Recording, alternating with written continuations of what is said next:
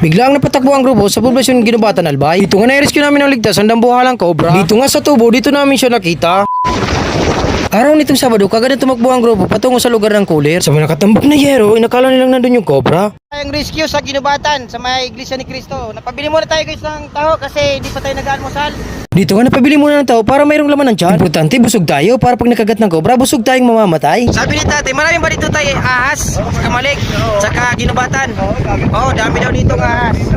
Winto pa nga ni Tatay Fernando, marami daw talagang ahas dito. Nakakabilib na talaga ang Albay, bukod sa marami ng ahas, marami pang mga buhaya dito. Pagkatapos ng 10 taong napakahabang biyahe, nakarating din kami sa lugar. Dito nga kagad ko nito ng cooler kung paano nakita yung ahas. Dahil sa sobrang takot, yun ang naging dahilan para tumawag kagad sa atin. Wala nang ang kuskus balungos at paligoy-ligoy, kagad namin chinik yung paligid ng lugar.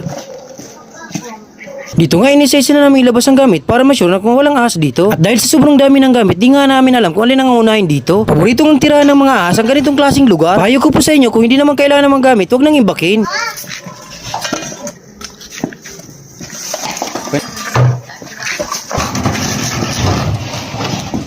Dito nga sa mesa, dito namin nakita yung bakas. Positibo nga, nakababalat pa lang ng ahas. Mabaho nga, sabi ng isa kong kasama. Anong balat to, idol? Sa pag diamond, drop snake, pag circular, Ayan. baga beehive, Bagong bago pa oh.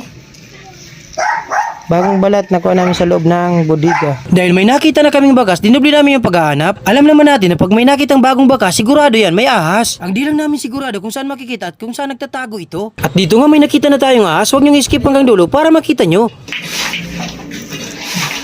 Ahas! Ilayin mo lang. Ayan na. Kasi yung sa karton pa na. Kubra. Di! sawaya, Sawa. Kami yan, Cobra. Sige lang, laylay. Oh, oh. nangagat yan.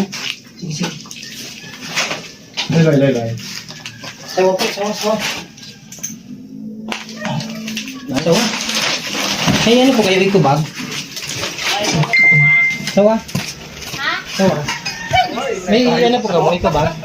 At dito nga nakita namin yung dambuhalang sawa. Na pagkaubos na yung mga daga, maaari yung mga panabong na manok mo naman ang isunod niya. Pagkatapos nga namin maklear sa kabilang kwarto, lumipat naman kami sa kabilang kwarto dahil mayroong daanan yung ahas. Pareha sa kabilang kwarto, wala nang pagbabago. Tambak din ang gamit dito.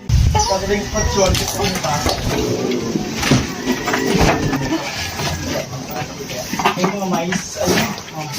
May...